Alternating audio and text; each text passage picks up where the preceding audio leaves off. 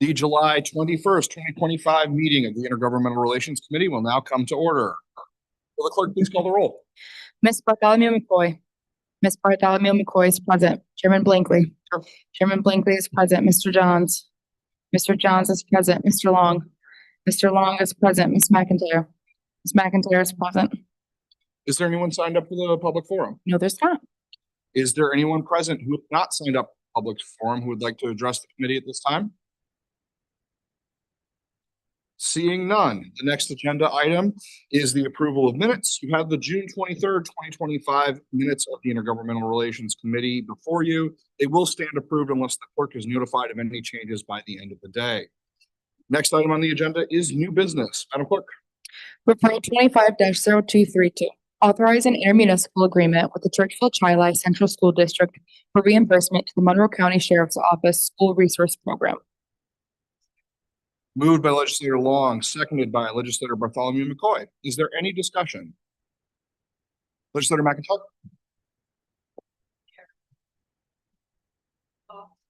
Be the same deputy filling the position during the school year, or will it be a rotation of sheriff deputies?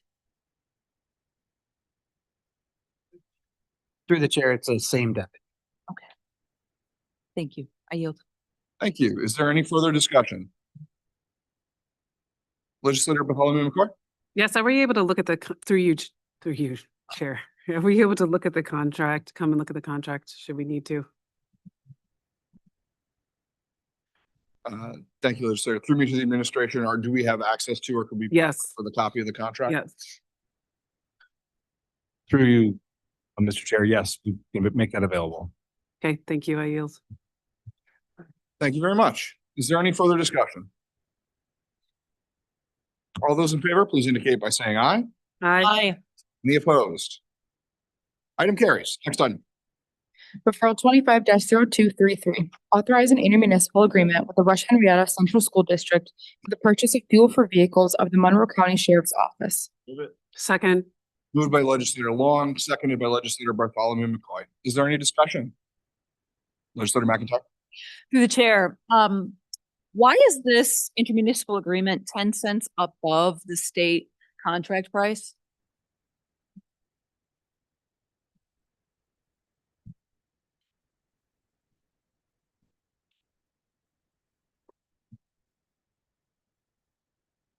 Through the chair, that's what they agreed to sell it to us for. Oh, okay. Thank you. I yield. Thank you. Is there any further discussion? Seeing none, all in favor, please indicate by saying aye. Aye. Aye. Any opposed? Item carries. Next item. Referral 25-0240. Authorize an intermunicipal agreement with the Town of Greece for police tactical team cooperation with the Monroe County Sheriff's Office. Second. Moved by Legislator Long, seconded by Legislator Bartholomew McCoy. Is there any discussion? Legislator McIntyre? Through the chair, just for clarity, this referral essentially allows the Greece PD to access SWAT resources and personnel more effectively. Have we understood this correctly? Through the chair, you're actually looking at it backwards. This is being a county sheriff's office, we have access throughout the county, but the Greece SWAT team, should we actually need their help because of things that are going on in an emergency, they do not have the same authority that we have. So this is so that they can operate outside of Greece. Okay. Thank you. I yield. Thank you, Legislator McIntyre. Is there any further discussion? Thank you. Just to follow up on Legislator McIntyre's question, has this happened in the past where we've asked for Greece to support operations outside of the town or any other municipalities? So right now, Greece, the city, and the county are the only three that actually have a SWAT team. So the city and the Greece already have an agreement. We have not used them currently, but at any time, any event could cause so that we would have to. So this is just really getting ahead of it so that we're not doing it in the emergency in the moment, but actually have an MOU in place ahead of time just to lay out all the ground rules ahead of time. Thank you. Is there any further discussion? Legislator Bartholomew McCoy. Yes, through the chair, do we anticipate any more of these agreements? Through the chair, currently only the city and Greece have SWAT teams, and we do not have an agreement with the city. So I could see an agreement coming forward with the city at some point. Thank you. I yield. Thank you, legislator. And then just to clarify, I think I heard you say this, but this was at the request of Greece PD? Through the chair, that is correct. Thank you. Is there any further discussion? Seeing none, all in favor, please indicate by saying aye. Aye. Any opposed? Item carries. Next item. Referral 25-0242, authorize an intermunicipal agreement with the city of Rochester for support of the Rochester School Bus Safety Program. Second. Moved by legislator Long, seconded by legislator Bartholomew McCoy. Is there any discussion? Legislator McIntyre. Through the chair, do we expect this additional work for the video review technicians to be feasible in reviewing video surveillance in a timely manner? Or would the city hiring positions for their own video surveillance technicians be recommended? And to clarify, what one of my colleagues was asking is, will this overload those technicians that are already reviewing this material throughout the county? Through you, to the administration.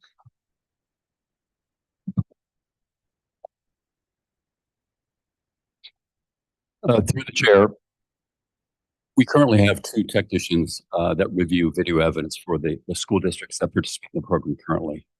They've got some excess capacity. There are some other things that they do for public safety, but they have, the ability to take on additional work. Moreover, the contractor that actually runs the technology in this program, a company called Bus Patrol America LLC, has committed to providing a 3rd full-time FTE to reimburse the county for a full-time FTE if it should be necessary, and beyond that. I mean, we certainly don't have a crystal ball. We can't say for sure, when the city goes on board, and it's a separate program. The city is a separate program, but the responsibility of the county would be limited. It would just be to review the video evidence that comes in and to deny or approve a violation. All the other rules about the way the program operates would be a city program. It would be the Rochester School Bus Safety Program, separate from the counties. Okay, and through the administration, through the chair to the administration, how many violations are there per day on average, to our knowledge? Because one of my colleagues was saying that there are somewhere around 200 violations that happen every day. That just seems astronomical to me. So I would love some little bit. I mean, I understand you guys probably can't give us complete numbers, but I'm asking for an approximate. I can't break it down by day, but I can tell you that the program went live with the Hilton Central School District first, November 15th of 2023. And since that time, we've had 12,300 approximately violations since that time. And from Hilton, we've grown to include 4 school districts, and a 5th will be coming on board by the fall. And through the chair to the administration, just for clarification, that's 12,300 times that someone stopped and with a school bus arm out. That someone did not stop. Yes. That someone did not stop for the school bus arm coming out in a school bus. Through the chair, that is correct. Okay. Wow. Thank you. Thank you, legislator McIntyre. If I could just follow up with a question on that. How many reviews have been done ballpark to get to those 12,300 violations? Through the chair, about 55%, that's a rough number, of the video that comes in is approved. So about 45% is rejected. And I can explain why that is so. Some of that video shows, you envision a stopped bus with an arm extended and the flashers on, and then a car approaching it. Think of it almost like a traffic light situation. If it's yellow while the car begins to pass and then turns red, technically that could be considered a violation. But the county takes, a conservative view so as not to, have it viewed as a gotcha kind of a program. We only issue violations when it's red at the point of intersection between bus and car. So it's clearly a violation. So it's not a situation where it's gray, well, somebody's halfway past by the time it turns red, because buses are long. It is red at the point of when the car intersects the front or the back of the bus. So from our viewpoint, they are clear violations when we issue those. And those clear violations, that would be that number 12,300 since early June of this year. Thank you very much. And just to clarify on the language, when you say 55% are approved, does that mean 55% were approved violations? Or 55% were found not to be in violation? Sorry. Through the chair, approximately 55% are approved violations and 45% are denied. Yeah. Thank you very much. Is there any further discussion? Legislator McIntyre, yeah. Through the chair to the administration. It was also said that not everyone pays these tickets when they come in. What is right now the rate of payment that we are seeing on the $200 or $250 violation when it goes out? Of these 12,300 violations, how many of them have defaulted and not paid?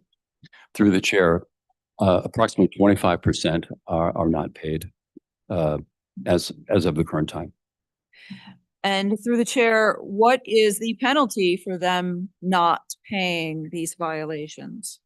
If the individual, I'm sorry, through the chair, if the individual fails to pay within 30 days, then a $25 additional fine can be assessed, is assessed. There's the process to actually enter a default judgment requires that the individual court actually be involved in that process. So we're looking at ways of addressing that 25% that is not payment, because clearly that is not something we want to see. So a follow-up question to this through the chair, if these violations are not paid, is this program able to sustain itself if it is sustained, to my understanding, through the payment of these violations? Through the chair, all I can tell you is that there's still a substantial number of violations. The recidivism rate, the rate at which somebody gets a second or third ticket, is actually quite low. It's about 2.7%, which is good, because it means that once somebody has done it, they don't do it again. Notwithstanding that, there are still a lot of individuals that engage in this behavior and stop school buses when the flashes are on. Maybe one day we will see that number fall. But through the chair, but my question was more of a fiscal question. My question is, we have proposed this program to the county by saying that it pays for itself. And if people are not paying the violations, is it feasible that it is actually paying for itself, especially if we're asking more people to review this material? That's what this particular IMA is about. Through the chair. Through the chair, under our agreement with the contractor, the county is always made whole for all of its expenses. So the county will never be out the cost of the technicians or all the infrastructure of the systems that go into the buses and the software and all of that. That is all paid by the contractor. Okay. I yield at this point. Thank you. Thank you. Is there any further discussion? Seeing none, all those in favor, please indicate by saying aye. Aye. Aye. Any opposed? Item carries. Are there any other matters to come before this committee? Seeing none, the July 21st, 25 committee meeting of the Intergovernmental Relations Committee stands adjourned. The next meeting of the Intergovernmental Relations Committee will be held Monday, August 25th, 2025 at 5:30 p.m. Thank you.